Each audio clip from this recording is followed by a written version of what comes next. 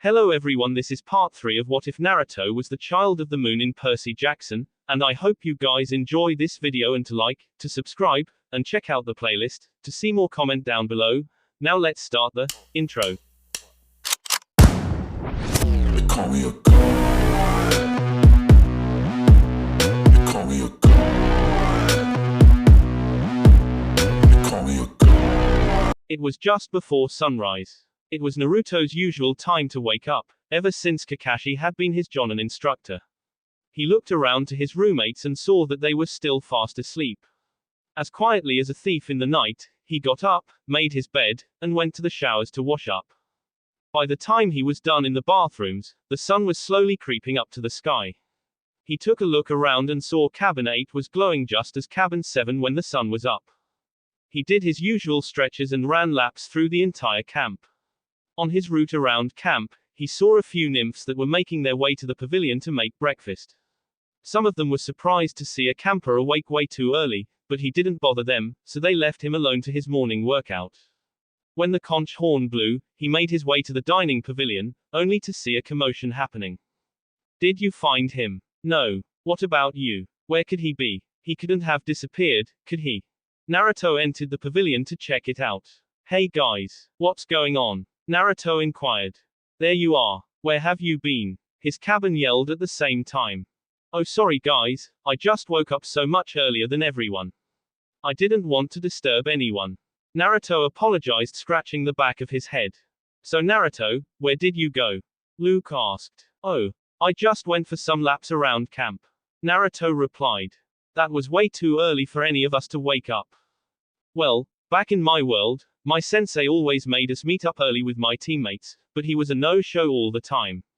That basically made it a habit, and it stuck with me here. Well, at least you're back. Luke turned to the rest of his cabinmates and said, come on guys.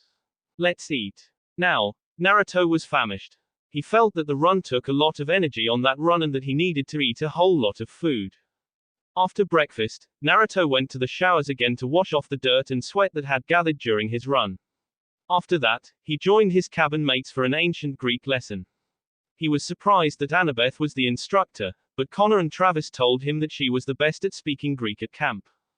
During the lessons, Naruto picked up on Greek pretty easily. Even back in the elemental nations and when he was brought here to this world, he always had a hard time trying to learn a language. Greek just came naturally for him. He definitely enjoyed this class. As they were heading out after the lesson, Grover came trotting towards them with some news. Naruto, Chiron wanted to let me know Percy is awake and is at the big house. Really? Naruto shouted in surprise, and ran towards the big house with Grover and Annabeth following closely behind.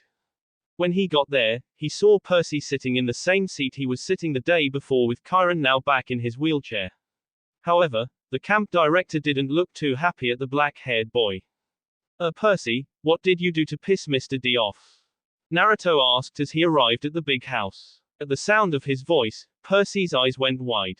He turned around to see his blonde-haired friend walking towards him. Naruto, he said, leaping off his chair to run and give his friend a hug. Thank God you're okay. What's going on? I know this is a lot to take in, Percy. Naruto comforted his friend. It will take time for you to accept who we are, but what Chiron said is true. You mean the gods being real and my mom? Naruto's smile disappeared on his face and all he could say was, I'm sorry Percy. Everyone else too, well everyone except Mr. D, felt sad for Percy. His friend just looked down in sadness. Naruto, who wanted to brighten up the situation, brought Annabeth forward and introduced her to his friend. Well anyway, Percy, this is Annabeth. She found us unconscious at the border and to camp. Percy looked up to look at Annabeth. When he saw her, his cheeks were colored pink. Naruto saw this and he was trying so hard to hide his laugh. There was silence for a few seconds as Annabeth stared at Percy just as she stared at Naruto. She was staring at him like she was studying him, or finding a way to take him down. Finally, Annabeth broke the silence saying, you drool when you sleep. To which Naruto burst laughed at the expense of his friend. After that, she sprinted off. Meanwhile, Percy looked like his pride was hurt, but his eyes went wide when he saw Chiron shifting as if trying out of his wheelchair. What a relief, Chiron said. I've been cooped in there for so long, my fetlocks have fallen asleep. Come, I will take you to the other campers, Chiron told Percy, who was gaping like a fish at seeing Chiron's centaur form. Mr. D let out a huge yawn. Say to Grover, I'm tired. I believe I will take a nap before the sing-along tonight. But first, Grover, we need to talk again about your less than perfect performance on this assignment. Why yes sir, Grover answered with his face beading with sweat. Mr. D swept into the big house with Grover following behind him, his head hanging low. Percy turned to Chiron. Will he be okay? Oh, old Dionysus isn't really mad. He just hates his job. Chiron replied. Yeah, I've been wondering about that. Why is here anyway? Naruto inquired. He's been grounded, I guess you could say, for chasing an off-limits nymph. He just can't stand waiting another century before he's allowed back on Olympus. That explains why he's grumpy all the time. Naruto shrugged. Wait, did you say Olympus, as in Mount Olympus? Percy asked. You mean there's really a palace there? Oh boy, this is going to be a long one. Naruto mumbled to himself and let out a loud and deep sigh. So during the whole tour, Chiron explained to Percy about Western civilization and how the gods migrated following where the flame was strongest. Naruto tagged along with Percy as Chiron took them on the same route as yesterday so that Percy could be comfortable. While walking, Percy was trying hard not to walk behind Chiron like he was on a Macy's Day Thanksgiving parade working as Pooper Scooper. After a long tour filled with a lot of questions from Percy, they made it to the cabins where Annabeth was waiting for them in front of cabin 11. When they reached her, she looked at Percy critically like she was thinking about how much she drooled. Naruto whispered into her ears, you should see his pillow when we were back at Yansei Academy. This caused Annabeth to chuckle. Hey, I am standing right here, Percy said. Chiron cleared his throat. Annabeth, I have master's archery class at noon. Will you take him from here? Yes sir. Cabin 11, Chiron told Percy, gesturing towards the door. Make yourself at home. At that he galloped away towards his class. I gotta run too, Percy. I'll see you later, Naruto said. Percy gave a timid nod. Thanks for sticking around. No prob, he replied with a smile. He then turned to Annabeth and tapped her forehead. I'll see you later too. Naruto then left too, leaving Annabeth to introduce Percy to his cabin mates. Stables. Of all the places here at Camp Half-Blood, Naruto couldn't get over the stables. He had seen some weird things when he came to this world, but he didn't expect to see that Pegasi, the winged horses, were real. When they came by the stables again during Percy's tour, he felt that he had to go back and look at the Pegasi again. So, he made his way back to the stables to check out the Pegasi. The stables were made of wood painted in white, though some of the color was beginning to fade while being clad with a mix of brick and stone. He walked down the line watching at the Pegasi in awe. He stayed like that until someone sneaked up on him with the attempt to startle him. Hey, she shouted. Nice to see you're taking interest in the horses again. A girl sneaked up behind him and called his attention. This girl was slim and had black hair and blue eyes. Now, this girl was beautiful, very beautiful, in fact that any boy would fall head over heels for her. This is Silena Beauregard. Without looking back, he said, nice try, but you won't get me that easily. Ah, you're no fun. Silena pouted. Naruto turned around to look at the girl behind him. As he was looking at her, her eyes seemed to be changing colors like a kaleidoscope. He, then, let out a playful laugh while scratching the back of his head. So, you're in charge here? Naruto asked. Silena nodded. Yeah, I'm the instructor for Pegasus riding. Silena Beauregard, daughter of Aphrodite. You must be. Yep. Naruto Uzumaki, at your service. You have made quite the talk of the camp after your display last night. Yeah, I get that a lot. Naruto said with a bit of a chuckle. So, anyway, you are taking an interest to the horses. Yeah, even back in the Leaf Village, where I'm from, we don't see stuff like this. They're beautiful, aren't they? Yeah, Naruto agreed as he turned back to look at the horses. Would you like to ride one? Boom. Naruto was about to answer when something exploded. Naruto and Silena looked at each other and went wide-eyed, thinking it was an attack. Both of them ran out of the stables towards the direction of the explosion. When they arrived at the site of the explosion, they were confused at what they saw. They weren't exactly expecting the explosion to come from the bathrooms. When Naruto saw Percy in the middle of the commotion, Naruto laughed so loud the other campers' attention shifted to him. He caught this and said, "What? Don't you think it's funny?" He neared his friend and, this time stifling a laugh, offered a hand to help him get up. "So, Percy, you didn't like the bathrooms, did you?" "Ha ha, very funny," Percy said. Percy was looking a little worse for wear. It looked like he did something that drained him of his energy. All around him was drenched in water, including Clarice and Annabeth. Selena, on the other hand, went to Clarice, who was lying on a puddle of water dripping wet. Clarice, the camp welcome didn't go as planned, didn't it?" Selena said. "Yeah, something like that," Clarice replied. "Come on, let's get out of here." "Wait," Naruto called out before they could leave. "I'll dry you off, you two." Annabeth. Naruto did a simple wind manipulation jutsu and dried both girls off. Clarice thanked Naruto, then gave Percy a murderous look before leaving. "What was that?" Annabeth asked. "Wind manipulation," Naruto answered. "Wind manipulation. Yep. Every ninja back in my world has an element they are most in tune to. It happens that mine is wind. When you master it, can make simple attacks, like throwing a kunai, deadlier, and it can come handy in chores, like drying clothes." "Wow, that is awesome." After answering Annabeth's questions, he turned to Percy and asked him, "What did you do to piss Clarice off?" Percy told him about how in the middle of their conversation with Annabeth, Clarice interrupted him to give Percy his welcoming rights. Percy tried to leave out the part where he was knocked down to the ground when he tried to fight back, but Annabeth butted in and mentioned it, much to Percy's dismay.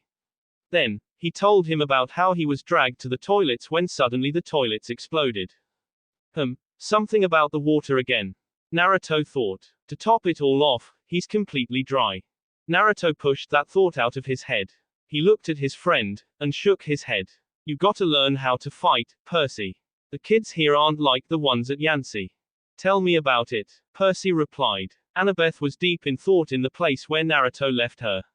The boys went towards her, and Naruto snapped his fingers in front of her face to get her attention.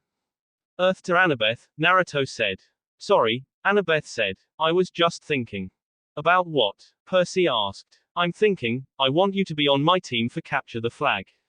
Line break. A few days later, Percy seemed to love camp and the activities. It definitely helped when he learned that Naruto was in the same cabin as him.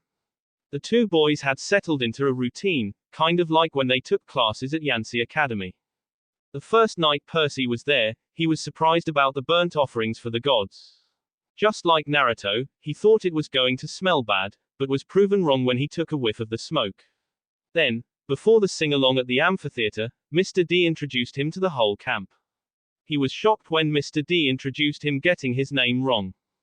The next day, Percy joined his cabin mates in an ancient Greek lesson with Annabeth, and they talked about the gods in the present tense. The boy was surprised that he was able to read properly from the first time. I guess Annabeth was right about the dyslexia, he thought. After ancient Greek lessons, Naruto and Percy went around the different activities trying to find out what they were good at. Chiron tried to teach them archery, which surprisingly Naruto excelled at. Percy, on the other hand, was certainly not good at all, but Chiron didn't complain even though he accidentally fired arrows at his tail more than a couple of times, which made Naruto laugh at his friend every time that happens. Both boys also tried foot racing. Naruto could keep up with the wood nymphs head-to-head thanks to his shinobi training, but Percy was always left in the dust. Naruto and the wood nymph tried to make him feel better by telling him that they had centuries of practice running away from lovesick gods, but Percy still felt a little humiliated at being slower than a tree. When they tried wrestling, Naruto, again, was great at this. He always got Clarice flat on her back. Percy, when he gets on the mat, always got pulverized, much to the glee of Clarice. "There's more where that came from," she would always say. Finally, when they tried canoeing, Percy was great at it this time, much to his dismay since he thought that it wasn't heroic considering he killed the Minotaur. For Naruto, well, let's just say he wasn't good at it. The first time he got on the canoe, he couldn't get it to move forward. He always found himself moving around in circles, much to the blonde's frustration. Both boys loved camp. They considered it their new home and the campers their new family. Although, Percy felt bitter that he didn't know who his real father was. Naruto, though, still felt hopeful that he will get to know who his mother was soon. Thursday, A day before Capture the Flag. Today, the duo had sword fighting lessons with Luke. Percy was paired with Luke, while Naruto was paired with Chris Rodriguez. They started with basic thrusts and parries. He couldn't keep up with Luke, who was way out of his league. Naruto held his own as he sparred with Chris, but it just wasn't Naruto's taste for weapons. When Luke called for a break, Percy was soaked in sweat. Everybody swarmed the drinks cooler. Luke poured ice water on his head. Percy did the same, thinking it was a good idea. Instantly, he felt a surge of strength course through his veins. Okay, everybody circle up, Luke ordered. If Percy doesn't mind, I want to give you a little demo. Everyone, including Naruto, gathered around to watch. He told everyone he would be demonstrating a disarming technique, how to twist the enemy's blade with the flat of your own sword. He demonstrated the move on Percy in slow motion. Sure enough, the sword clattered out of his hand. Now in real time, Luke said, after Percy had retrieved his weapon. We keep sparring until one of us pulls it off. Ready, Percy? He asked. Percy nodded. This time though, his senses opened up. He was fighting Luke, toe to toe. Luke then began to press Percy harder. Since the sword wasn't balanced in his hand, the sword grew heavier the longer they fought. So, Percy went for the disarming maneuver. Surprisingly, he came out on top. Luke's sword went clanging on the ground. The other campers were silent. Naruto had a huge grin on his face, and gave his friend a thumbs up. Percy lowered my sword. Sorry. For a moment, Luke was too stunned to speak. Eventually he said, sorry. His scarred face broke into a grin. By the gods, Percy, why are you sorry? Show me that again. Percy didn't want to. The short burst of manic energy had completely abandoned him. But Luke insisted. This time, there was no contest. The moment our swords connected, Luke hit his hilt and sent his weapon skidding across the floor. After a long pause, somebody in the audience said, beginner's luck. Luke wiped the sweat off his brow. He appraised Percy with an entirely new interest. Maybe, Luke said, but I wonder what Percy could do with a balanced sword. The group broke off back into pairs for them to try it along with their partners. The lesson ended when the sound of a sword clanging on the ground permeated through the sword arena. Naruto had managed to pull off the move on Chris, his sparring partner. The odd thing was Naruto had no clue what happened. He just pictured the move happening in his head and his mind just clicked as he processed the best way to perform the move. Luke looked at him curiously. He gave him a thumbs up and said, good job Naruto. Thanks, Naruto said. After the sword fighting lessons, the Hermes cabin broke off to get showers just in time for dinner. At dinner, everything went just as usual, only this time, Mr. D announced that there would be Capture the Flag the next day. He announced that, presently, the golden laurels were held by the Ares cabin, causing cheers to erupt from the Ares table. After that, they went to the amphitheater, as usual, to have the sing-along. Friday, the day of Capture the Flag. Today, camp activities were temporarily suspended in order for the two groups to plan and strategize for the games that would be held that night. From what was explained to them, this was held every Friday and would serve as first-hand experience in combat. It would provide the demigods the real-life training the demigods needed to survive in the real world.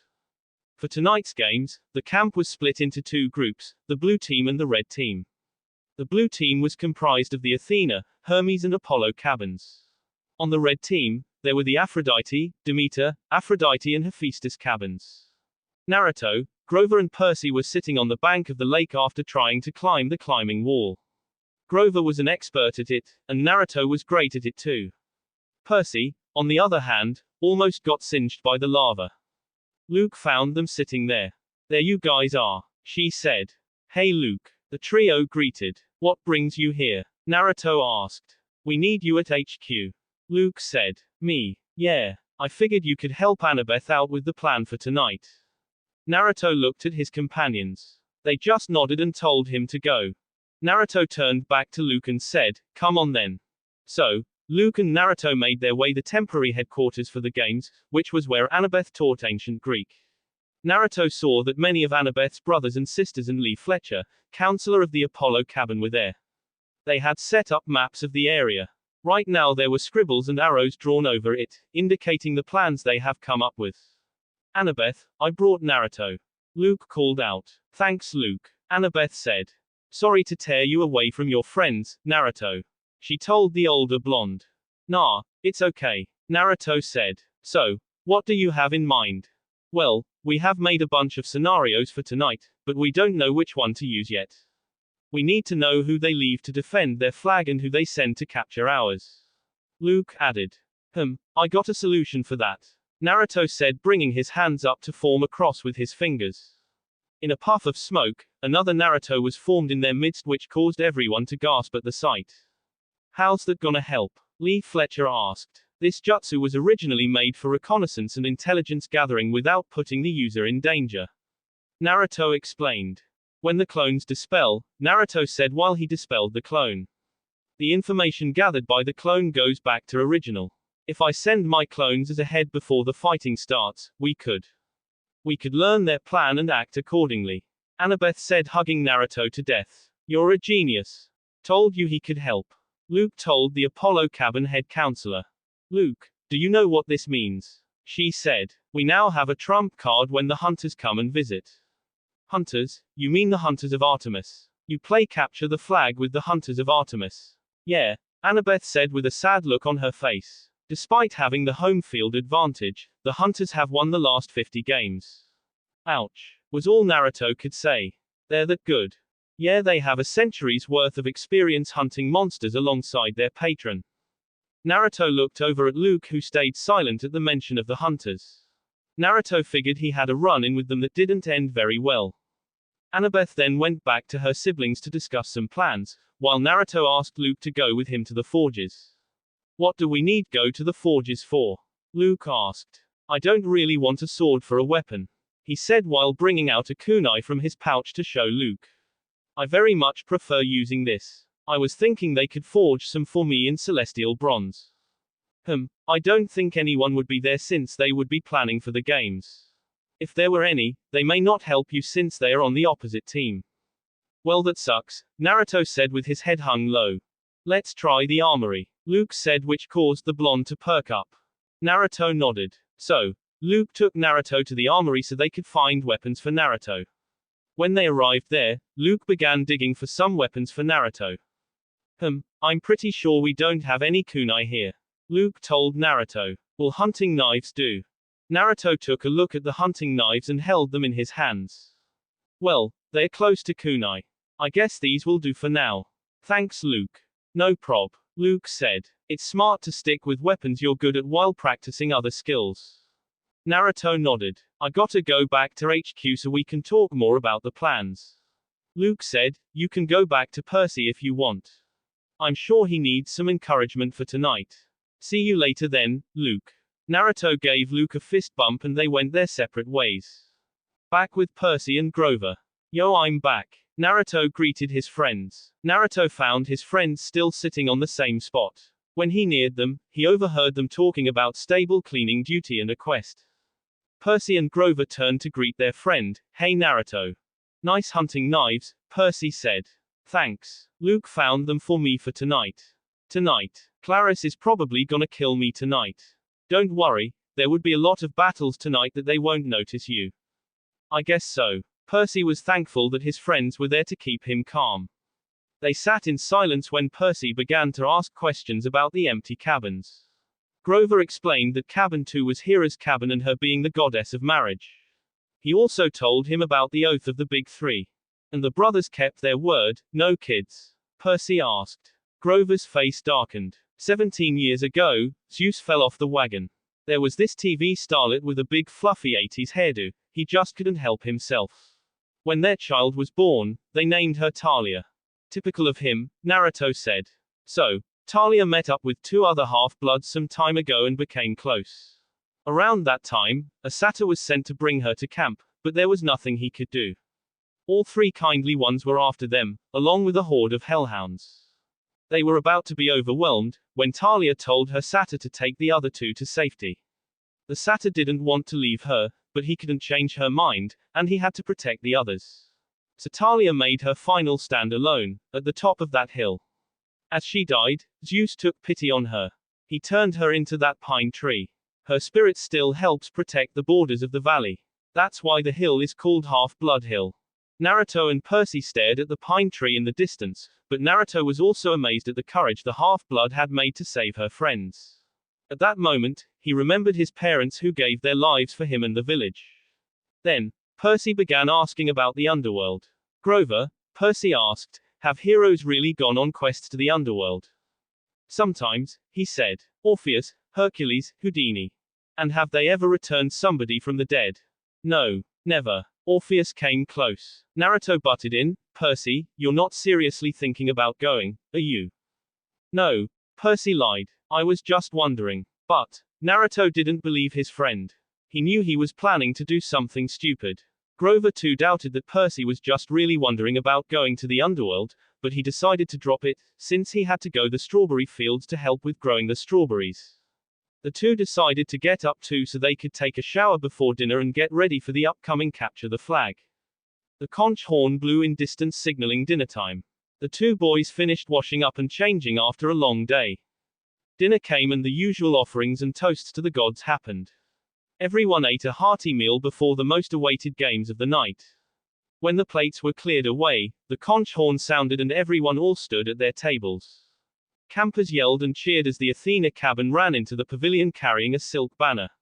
It was about 10 feet long, glistening gray, with a painting of a barn owl above an olive tree.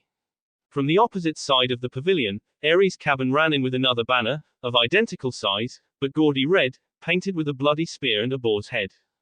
Those are the flags. Percy yelled through the noise. Yeah, Luke replied. Athena and Ares always lead the teams. Naruto asked. Not always, but often. Luke said. So, if another cabin captures one, what do you do? Repaint the flag? Percy asked. Luke grinned. You'll see. First we have to get one. Chiron hammered his hooves on the marble floor. Heroes, he announced. You know the rules. The creek is the boundary line. The entire forest is fair game. All magic items are allowed. The banner must be prominently displayed, and have no more than 2 guards. Prisoners may be disarmed, but may not be bound or gagged. No killing or maiming is allowed. I will serve as referee and battlefield medic. Arm yourselves. He spread his hands, and the tables were suddenly covered with equipment, helmets, bronze swords, spears, ox-hide shields coated in metal. Here, you will need these, Luke said as he gave identical armors and helmets to Naruto and Percy. They both took their equipment and strapped them on. Whoa, Percy said. We're really supposed to use these? Luke looked at me as if I were crazy. Unless you want to get skewered by your friends in cabin 5. Oh yeah, Annabeth said you'll be on border patrol. Percy was carrying a shield that was the size of an NBA backboard, with a big caduceus in the middle. It looked like it weighed about 1,000,000 pounds. He also carried a sword that was terribly balanced in his hand. I could snowboard on one of these. Damn, I wish no one expects me to run with these. Percy thought. Percy noticed Naruto didn't put on his helmet. Aren't you going to wear a helmet? He asked. The armor is heavy enough already. Naruto replied. Plus, it would obscure my vision. Well, suit yourself, Percy said with a pout. At least you don't have a big bullies waiting to skewer you. It'll be fine, Naruto said with a thumb up. I got you. Then, Annabeth yelled, Blue team, forward. The group wearing blue horse-plumed helmets cheered and shook our swords and followed her down the path to the south woods. The red team, wearing red horse-plumed helmets, yelled taunts at them as they headed off toward the north. Naruto noticed Clarice and her buddies eyeing Percy like he was prey. Percy pulled Naruto as they caught up with Annabeth at the front of the group. Hey, Percy said. So what's the plan? Just watch Clarice's spear, Annabeth said. You don't want that thing touching you. Otherwise, don't worry. We'll take the banner from Ares. Has Luke given you your job? Border patrol, whatever that means. Percy said. It's easy. Stand by the creek, keep the Reds away. Annabeth said. As for the plan, we'll figure it out when the game starts. Naruto narrowed his eyes remembering the look Clarice was giving Percy. Hold up. Naruto said. You aren't using Percy as bait, are you? What? Percy said. No, was all she could say. I thought so. Naruto said. Naruto turned to his friend. I'll come for you as soon as I can. Percy didn't like what was going to happen, but he trusted that his friend would come through for him. Mount Olympus. A familiar auburn-haired goddess was sitting on a couch in her temple. In front of her, there was a window-like object on a rainbow projecting a feed of Capture the Flag game, just like the other gods. The only difference is hers was focused on a blonde-haired boy among some campers with blue horse-plumed helmets. She had her hands in front of her face with her fingers interlaced and her elbows were resting on her lap. She took a deep breath. This woman was waiting for this day for a very long time, the day she would reveal to the world her son. She also worried about how her girls, the hunters, would react. But, she resolved herself, and mentally asked a favor from Iris to open a similar viewing window for her girls to watch. Hunters of Artemis main camp, in an unknown location. In the middle of a forest unseen by mortals, there was a campsite that contained various different sized silver tents with a big campfire in the middle. Surrounding the campfire were girls wearing white shirts, silver jackets, silver camo pants and black combat boots. They were enjoying their meals when a viewing window similar to what the gods and goddesses were using. One of the girls that was directly in front of the viewing window screamed as she saw it appear. Someone, get rid of it. The girl next to her screamed too. Enough. A girl who looked older than the others wearing a silver tiara on her head spoke out with authority. But, another girl tried to protest. No buts, the girl with the silver tiara said. There is no doubt that thou lady is showing us this for a reason. Therefore, we will watch, and we won't complain. What are you trying to show us, my lady? Zoe thought. Murmurs of complaint were heard from the group as they gathered around the viewing screen to watch.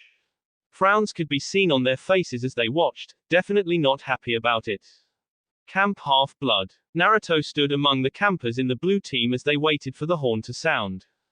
When the horn sounded in the distance, Annabeth gave Naruto the go signal. The older blonde raised 2 fingers with each hand, forming a cross. Shadow Clone Jutsu. In a puff of smoke, 10 clones of Naruto appeared, causing those who haven't seen the jutsu yet to gasp. The 10 clones, then, jumped into the trees into different directions hidden in the shadows. The original had his eyes closed waiting for the information from his. All the gods were watched in disbelief at what they watched. The gods quickly realized that the blonde boy was from the elemental nations. Meanwhile, the hunters were watching wide-eyed, having never seen anything like that before. Naruto, how much? Annabeth stood beside Naruto, tapping him on the shoulder. No doubt her ADHD was kicking in, making her restless. Wait. After a few moments, Naruto opened his eyes. Got it. Okay, there are 4 different groups. They split one group into 2, going at the left side and right side of the forest. It looks like they want to sandwich our defenders. The other group is lying in wait a little ways away from the flag to wait for our attackers. The third group is a group of 5, heading towards the border. Just as I suspected, it's Clarice and 4 of her siblings. The last is a group of 2 guarding the flag.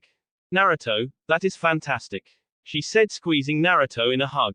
Thank the gods you are on our team. Annabeth then divided the blue team into 4 smaller groups. They were about to send the teams out when Naruto called out. Can I modify the plan a little bit? What do you have in mind? Luke asked. I laid down a lot of traps on both sides of the forest. It would be faster if we concentrate on defending one side at a time. How about, we combine the groups to intercept the left and right groups? Then, we do a pincer maneuver on one side. That would quickly dispatch the side we decide to go on. The traps would slow down the other side until we can send a group to get there. After dispatching the first group, we can send a small group to get the flag. That could just work, Annabeth said. They rearranged their teams and headed out. Naruto jumped into trees towards Percy Creek, the boundary line. Percy was stationed next to a little creek that gurgled over some rocks. Standing there alone, with a big blue feathered helmet and a huge shield, was Percy holding a bronze sword, practicing some swings. He heard a small canine-like growl somewhere close by. Naruto made it up the trees near the creek and saw Percy muttering something about Annabeth wanting him on her team and about him being used as bait. Then, Naruto also heard the same growling sound. He was about to go investigate, but he heard an explosion from the underbrush on the other side of the creek and 5 different screams from the bushes. Cream the punk! Clarice screamed. The 5 of them charged Percy. Naruto threw a smoke bomb down in the middle of the group and disappeared from the trees in a swirl of leaves. The group, including Percy, were coughing and trying to fan the smoke away. When the smoke cleared, Clarice and her siblings had a murderous look on his face. Enough games, Percy. But he didn't have a chance to answer when Clarice and her siblings continued their charge. Just then, a hand tore through the ground under one of Clarice's siblings and grabbed his ankle. The hand pulled him down underground until only his head was visible. Get me out of here, the Ares camper yelled. Clarice and her remaining goons stopped again for the second time when Naruto appeared in their midst in a puff of white smoke. I hate to ruin the party, but I can't let you gang up on him, he said, pointing at Percy.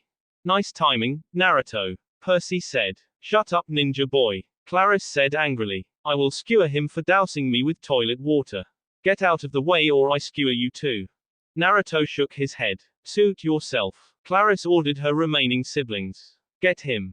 Oi, what about me? The buried Ares camper asked, but was ignored by his siblings. The four of them surrounded the duo and, for the third time that night, charged their swords in hand. I go left, you go right, Naruto instructed his friend. Got it, Percy replied. Naruto then turned to face his opponents and parried the two swords aimed at him. I guess they learned their lessons about charging one by one, Naruto thought. What are you gonna do now, ninja boy? The guy on the right said. Now your hands are full, the guy on the left said. I don't think so, Naruto said, disappearing in a puff of smoke. Naruto disappeared in front of the two, leaving his opponents bewildered. Where'd he go? One of them said. Come out, you coward, the other taunted. Over here, Naruto said from behind them. The two Ares campers kept coming at Naruto. Naruto kept blocking with his hunting knife and avoiding attempts to bash him with their shields. The two thought they were overwhelming Naruto as he was stepping back for some reason, but Naruto kept coming back with slashes of his own, pushing him back a bit. They kept fighting until Naruto was backed up to a tree. Nowhere else to go, one of them said. Naruto just grinned. Quit joking around, the other one said as he stepped forward. Upon stepping, he triggered a trap of wire covered with leaves that tightened around his ankles and pulled him upside down, making him drop his sword. Naruto laughed out loud. I got you. Let him go, the remaining Ares camper roared. The blonde sent a kick aimed at his chest, to which his opponent narrowly blocked with his shield. The force of the kick sent his opponent skidding backwards a few inches. When he lowered his shield, he didn't have any time for a breather when Naruto charged, sending a barrage of slashes and stabs from his knife. The remaining Ares camper almost couldn't keep up, but thanks to his shield, he was able to narrowly block them. He was able to send occasional attacks at Naruto, which he just dodged. During one of those stabs, Naruto stepped on a wet portion of the ground, which caused him to fall flat on his back. I got you now, he yelled as stabbed down at Naruto. Poof, the Naruto he stabbed disappeared in a cloud of smoke, revealing a log from somewhere in the forest. Dodge this, Naruto said from afar as a lot of shuriken flew towards the Ares camper, causing him to raise his shield to block them. The shuriken flew past him, hitting the trees behind him. Ha, you. He wasn't able to finish his sentence when a black wire pulled him back towards the tree directly behind him. Naruto walked out of the shadows laughing out loud. Works every time. I will get you. Yeah. Naruto then turned to look at his friend, who was just about finished. At the same time, on Percy's end, he blocked the spear and sword with his shield. At that moment, he felt a painful tingling sensation all over his body. His hair stood on end. His shield arm went numb, and the air burned. The other camper saw the opening and slammed Percy in the chest with the butt of his sword, and he hit the dirt. Percy managed to raise his sword, but Clarice slammed it aside with her spear as sparks flew. Now both his arms felt numb. Oh, well, Clarice said. I'm scared of this guy. Really scared. Both Clarice and her partner were too busy laughing that they didn't notice their siblings were being toyed with by Naruto. The flag is that way, Percy told her. He tried to make it sound angry, but it didn't come out that way given his condition. Yeah, Clarice's companion said. But see, we don't care about the flag. We care about a guy who made our cabin look stupid. What about Naruto? He asked. I don't know or care about who made your plan, but since he came to your aid, it saves us the time from looking for him. The guy said. Plus, your cabin looks stupid without my help, Percy added.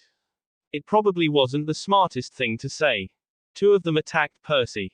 He backed up toward the creek, tried to raise his shield, but Clarice was too fast. Her spear stuck him straight in the ribs. Luckily, the armored breastplate prevented him from being shish kebabbed. Unfortunately though, the electric point just about shocked Percy. Her partner slashed his sword across Percy's arm, leaving a good-sized cut. No maiming, Percy managed to say. Oops, the guy said. Guess I lost my dessert privilege. He pushed Percy into the creek and he landed with a splash. They laughed at him, including the guy who was buried underground with his head exposed.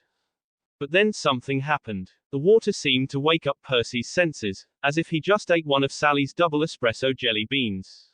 Clarice and her partner came into the creek to get Percy, but he stood to meet them. He knew what to do. He swung the flat of his sword against the guy's head and knocked his helmet clean off. Percy hit him so hard that Percy could see his eyes vibrating as he crumpled into the water.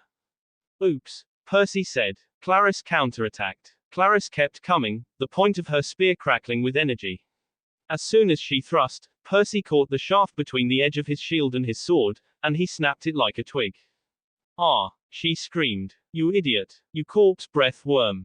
She probably would have said worse, but Percy smacked her between the eyes with the butt of his and sent her stumbling backward out of the creek. Clarice saw her siblings caught in different traps, one hanging upside down from a tree branch, and the other tied to a tree with some kind of black wire. She roared in frustration at the sight. Percy turned to see Naruto was done with his fight as well. Naruto called out, "See, I told you not to worry." Percy just chuckled and both of them bumped their fist, just like every time they made Grover's bullies pay back at Yancey Academy. Then they both heard yelling, elated screams, and they saw Luke racing towards the boundary line with the red team's banner lifted high. He was flanked by Connor and Travis covering his retreat, and a few Apollo campers behind them, fighting off the Hephaestus kids. The Ares campers who fought Percy got up, and Clarice muttered a dazed curse. Those who fought Naruto also roared in frustration seeing their banner being taken. A trick, she shouted. It was a trick. Clarice and her buddy tried to stagger after Luke, but Naruto and a clone appeared behind them, one each, and placed a hunting knife on their neck. Don't move, both Naruto said. Luke ran across into friendly territory. The blue team exploded into cheers. The red banner shimmered and turned to silver. The boar and spear were replaced with a huge caduceus, the symbol of Cabin 11. Everybody picked up Luke and started carrying him around on their shoulders. Chiron canted out from the woods and blew the conch horn. The game was over, the blue team won. Hey, what about us? Those tied in traps and the guy buried underground complained. Naruto threw kunai aiming at the black wire. The one hanging on the tree branch fell down on another Hephaestus camper who was chasing Luke a while back. The one tied to a tree was freed. With a half-ram seal, the ground opened up just a little to give way for the last trapped Ares camper to be climb out. Out of nowhere, a disembodied voice spoke right next to Percy. Not bad, hero, the voice said to Percy. Where the heck did you learn to fight like that? She asked. The air shimmered, and she materialized, holding a Yankees baseball cap as if she'd just taken it off her head. She turned to Naruto and said, Naruto, those plans were brilliant. They were immediately overwhelmed. And that fighting, she swooned. Naruto chuckled while scratching the back of his head. You were watching the whole time. Where were you when Clarice tried to skewer me? I came as fast as I could. I was about to jump in, but... Annabeth shrugged. You didn't need help. Then she noticed Percy's wounded arm. How did you do that? Sword cut, Percy said. What do you think? Wait, you have a sword cut? Naruto asked. No, he had a sword cut. Look at it. Annabeth shook his head pointing at the wound. The blood was gone. Where the huge cut had been, there was a long white scratch, and even that was fading. As Naruto and Percy watched, it turned into a small scar, and disappeared. Yet another thing with the water. Naruto thought. Quote. I don't get it, Percy said. As slow as ever, Percy, Naruto said, making his friend growl in annoyance at the blonde's comment. Annabeth was thinking hard. She looked down at Percy's feet, then at Clarice's broken spear, and said, Step out of the water, Percy. What? Naruto caught on and encouraged his friend. It's okay, Percy. Just do it. Percy came out of the creek and immediately felt bone tired. His arms started to go numb again. His adrenaline rush left him. I almost fell over, but Naruto caught him. Oh, sticks, Annabeth cursed. This is not good. I didn't want. I assumed it would be Zeus. Really? You still assumed it was Zeus after the bathroom incident? Naruto asked, to which Annabeth just glared at him. Just then, everyone gasped when a bright light shone over Percy's head. The light died down and revealed a hologram of a green glowing trident floating above Percy's head. It has been determined, Chiron said. My father? Percy asked, completely bewildered. Annabeth nodded. This is really not good. Poseidon, Chiron said. Earthshaker, Stormbringer, father of horses. Hail, Perseus Jackson, son of the sea god. Many began to kneel to Percy, including Clarice, though she didn't look happy about it. Naruto's head perked up when he heard the growling sound again. This time, he had a chance to sniff the air. He picked up the scent of embers and a dog. He stood up and looked towards the bush. Chiron saw him and asked, "What's wrong, my boy?" Naruto didn't answer. Instead, he threw a hunting knife towards the bushes. The sound of a dog crying in pain sounded through the air. A black hound the size of a rhino, with lava-red eyes and fangs like daggers, jumped out of the bushes, clearly looking at Percy like he was prey. Everyone drew their weapons. Chiron shouted something in ancient Greek which Naruto understood as, "Stand ready. My bow." A hellhound. Someone shouted. The hellhound jumped at Percy. Everyone else was frozen in place, including Percy. Only Annabeth was able to move, trying to get in front of Percy. She shouted, "Percy, run." As fast as the hellhound, Naruto jumped in front of Percy with a blue orb formed on his hand. He kicked the hellhound's face upward until his belly was exposed. He thrust the orb on his belly, shouting, "Rasengan." The attack sent the mutt flying back towards the trees. The hellhound was beginning to get up, with his belly starting to mend. Naruto grabbed a bow from a nearby Apollo camper and notched 3 arrows. He fired at Hellhound. The arrows hit the Hellhound's vital organs, killing it instantly. Naruto lowered his bow and returned it back to the Apollo camper. That was amazing. A camper shouted from the crowd. Everyone was about to swarm him when another bright light shone, this time above Naruto's head.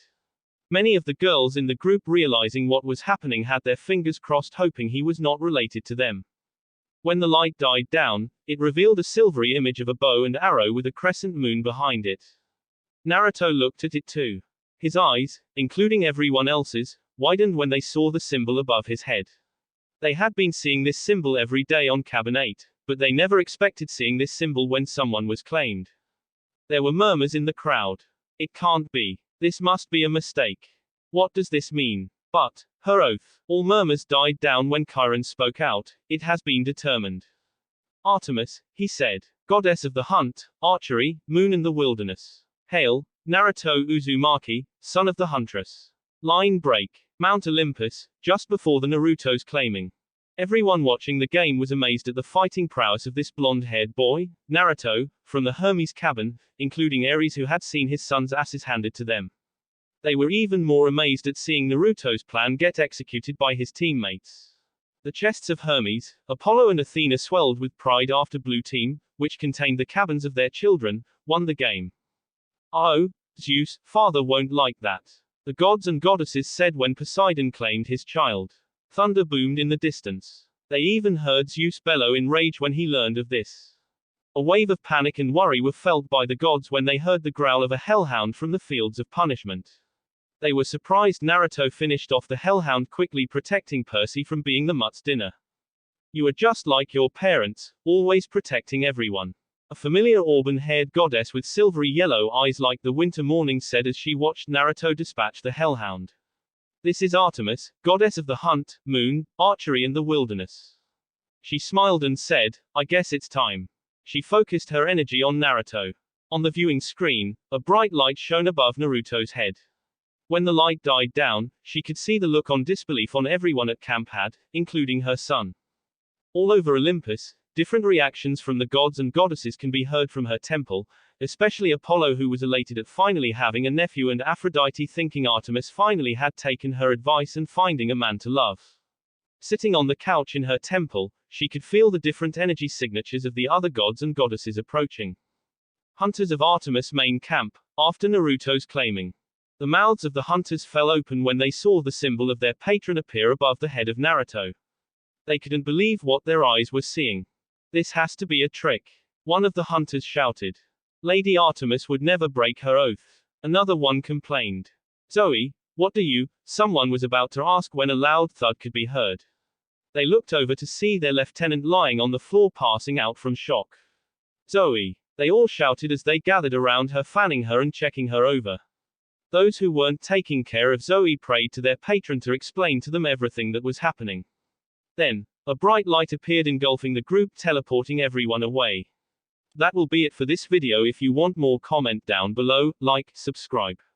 And see you guys later.